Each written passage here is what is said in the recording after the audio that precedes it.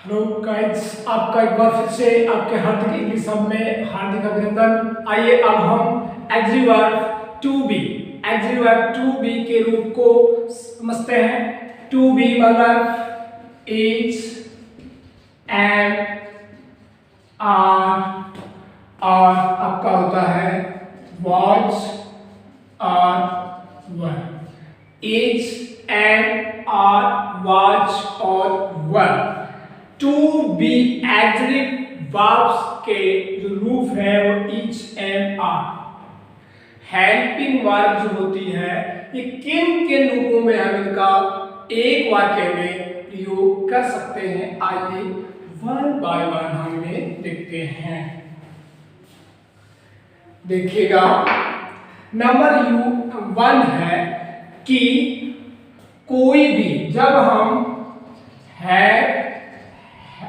Has और has का use करते हैं, हैज लगी वर्ब है जो अपनी पूर्व क्लास में आपने सीखा है कि इनका यूज किसी भी वाक्य में बाध्यता, कंप्लसन और कोई भी बात की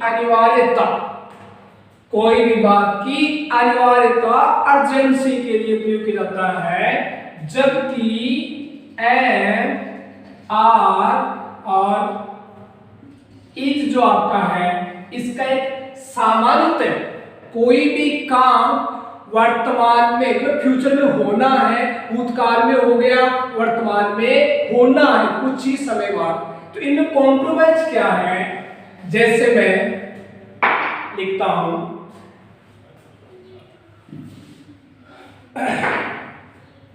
I am to go to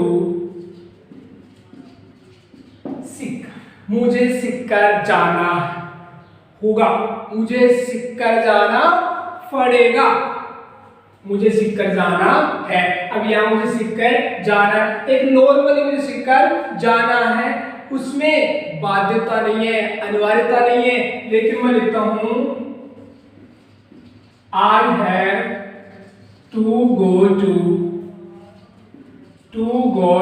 सीखकर, मुझे सीखकर जाना है, ये जाना पड़ेगा। यहां ये आपका नॉर्मल स्थिति में प्रकट होगा, यहां ये आपकी कंप्लीजन प्रकट होगा। क्या प्रकट होगा? कंप्लीजन आपका प्रदर्शित करेगा। चलो, इसमें काम 100% बाध्यता करना ही पड़ेगा, बाध्यता है चाहे मेरी इच्छा हो या ना हो, लेकिन इन स्थितियों में करना ही पड़ेगा। तो जिस मतलब इसमें आई के साथ एम और यू के साथ आर, दे के साथ आर और ही, सी, इट कोई नाम के साथ थर्ड पर्सन जो आपका है उसमें दे के अलावा आपका इज है, आपका एक्सिलरी वर्ब है, इसका प्रयोग किया जाता है। जबकि आपका है वो किसके साथ होता है?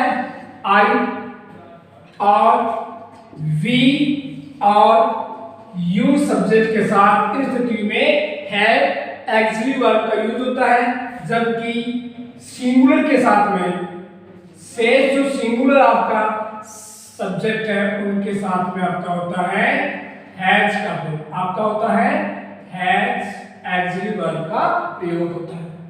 तो इनमें डिफरेंस आ गया होगा। इसमें कोई भी काम जो होना है, जिस वाक्य में ना, नी, ने है, रा, री, री, गे, गा, गी, उन स्थितियों में इनका इज, एम, आर का नॉर्मल स्थिति में, जबकि हैज, हैव, हैड का एक मतलब जैसे I had to sell my house, मुझे मेरा घर बेचना पड़ा था, मेरी मजबूरी थी, मेरी बाध्यता थी, ऐसी प्रेशर थी, मुझे मेरा घर बेचना पड़ा था। ठीक है।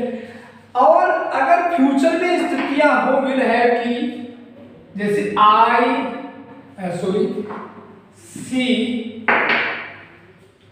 सी will have to come here, उसे यहाँ आना पड़ेगा, उसे यहाँ आना पड़ेगा, मतलब अनिवार्यता है, बाध्यता है, करना ही पड़ेगा। जबकि अगर हम यहाँ इन स्थितियों में इज वर्ड का प्रयोग नहीं होता है। अब आते हैं हम इसकी नेक्स्ट जो स्थिति है, जो काम दैनिक यूज में आते हैं उनमें मैंने है और इज वर्ड में कॉम्प्रोमाइज किया है, जो आपको समझ में आ गया होगा। अब आगे चलते हैं आपका, इसके साथ हम, ये क्या है, ये है आपका देयर, इसके साथ हम प्लूरल और सिंगुलर दोनों प्रकार की एक्सिलरी वर्ब का प्रयोग कर सकते हैं। Plus to be plus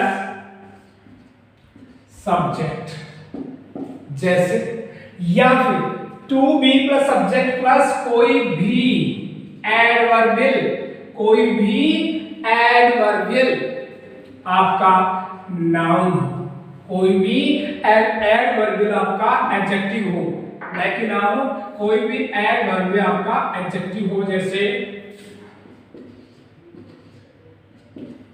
there is a cow, there is a cow, वहां एक गाय है।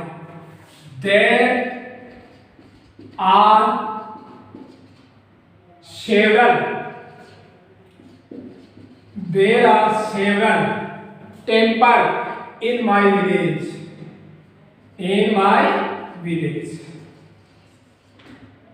मेरे गांव में अनेक मंदिर हैं। अब देखिए सिंगुलर और या प्लूरल दोनों रूपों में इसका प्रयोग देयर के साथ किया जा सकता है, और इसमें जो आपका नाउन है उसके अकॉर्डिंग ही हम ये ऑक्सिलरी वर्ब का प्रयोग करते हैं। अपना ये जो नाउन है, ये अगर सिंगुलर है तो हम सिंगुलर फॉर्म का यूज करेंगे, प्लूरल है तो हम प्लूरल फॉर्म का यूज करते हैं। देखिएगा नेक्स्ट स्थिति क्या बन सकती है। WH वर्ड जो आपका होता है, WH वर्ड, इसमें क्या होता है, WH word plus to be के रूप जो होते हैं, is am are was were plus subject plus एंटेरोसाइन। जैसे एग्जांपल लिखूं, हु आर यू, आप कौन, what is your father, what is your father, आपके पिताजी क्या काम करते हैं। इसका मतलब ये नहीं आपके पिताजी क्या है, इसका मतलब ये है आपके पिताजी क्या काम करते हैं। यहां अबाउट बिजनेस पूछा गया है। हु आर यू, आप कौन हो, हु इज सी, वह कौन है, तो इसका यूज, टू बी का यूज हम किसके साथ कर सकते हैं, WH वर्ड्स के साथ। अगला है आपका हम टू बी का यूज किसके साथ कर सकते हैं, टू बी का यूज हम subject plus to be plus adjective plus to infinitive के रूप में भी हम इसका प्रयोग कर सकते हैं। जैसे it is so nice to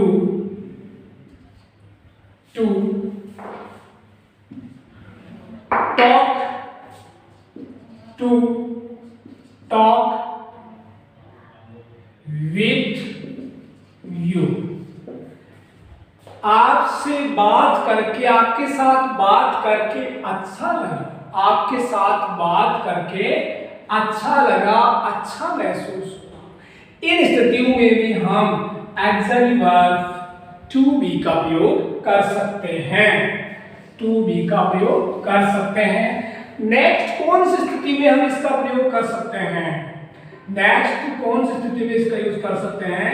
subject plus to be plus preposition, preposition plus to infinitive, plus to infinitive. ठीक है, जैसे it is, it is good, it is, sorry थोड़ा सा अपन गलत लिखे, Riya is in good health now. Riya अच्छी स्थिति में, अब अच्छी स्थिति में अच्छे स्वास्थ्य के रूप में है, अच्छे स्वास्थ्य के रूप में है। Everything is in proper place. प्रत्येक वस्तु या प्रत्येक चीज अपने सही या उचित स्थान पर रखी हुई है। तो ये आपका टू बी, ये आपका प्रीपोजिशन, प्रीपोजिशन प्लस एडवर्बियल। जैसे आगे देखते हैं, इसका यूज हम if plus subject plus verb plus complement के रूप में भी कर सकते हैं। जैसे if I were a king, यदि मैं एक राजा होता, या काश मैं एक राजा होता। इसको हम यदि के रूप में प्रयोग कर सकते हैं। Verb plus subject plus complement, verb plus subject plus complement. जैसे वर्ब आई ए बर्ड, यदि मैं एक पक्षी होता, काश मैं एक पक्षी होता। तो इन स्थितियों में भी आपका टू बी का प्रयोग कर सकते हैं। नेक्स्ट किन स्थिति में और हो सकता है? It plus to be plus for plus noun या प्रोनाउन प्लस टू इनफाइनाइट। जैसे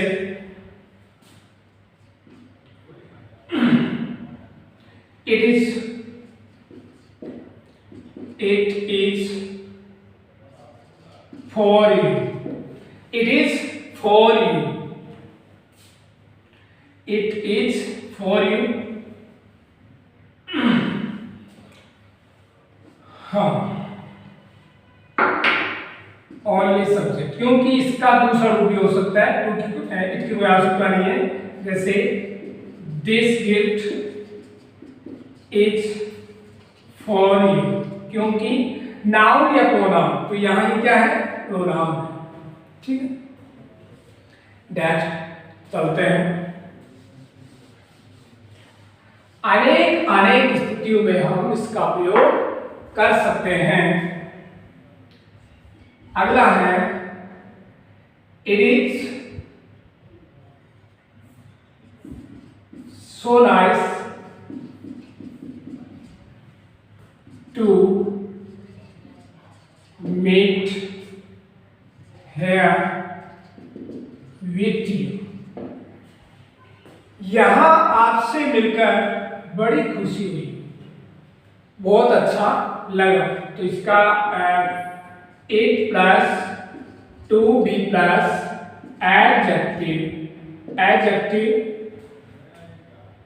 प्लस टू इनफाइनाइटिव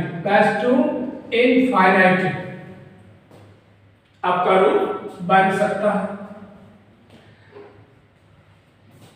तो हमने देखा है अलग अलग स्थितियों में टू बी का उपयोग हम कर सकते हैं। अलग अलग स्थितियों में हम टू बी का प्रयोग कर सकते हैं। जैसे एक एग्जांपल आपके साथ और देता हूं। इट वॉज डार्क, अंधेरा था। It plus to be plus adjective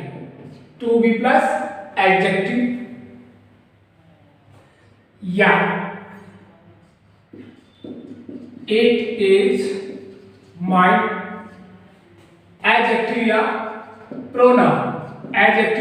pronoun. मतलब इसके बाद में हम एडजेक्टिव का भी यूज कर सकते हैं, प्रोनाउन का यूज भी कर सकते हैं। ये मेरा है, ये क्या है यहां पर प्रोनाउन, ये क्या है एडजेक्टिव है। ठीक, दोनों स्थितियों में हम इसका यूज कर सकते हैं। जैसे कुछ भी, इट वॉज वेरी डिफिकल्ट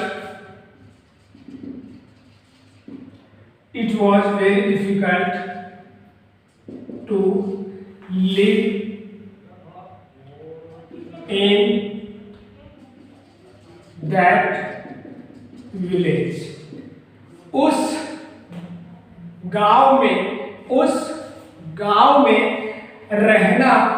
रहना बहुत मुश्किल था, बहुत ही मुश्किल था। तो यहां आपका क्या होगा एडजेक्टिव। तो सीधी सी बात यह है, अपना जो टू बी है ये अपने साथ नाउन, प्रोनाउन या एडजेक्टिव प्लस टू इनफाइनाइटिव समथिंग या समटाइम्स कुछ स्थितियों में हम टू प्लस इनफाइनाइटिव का यूज भी करते हैं।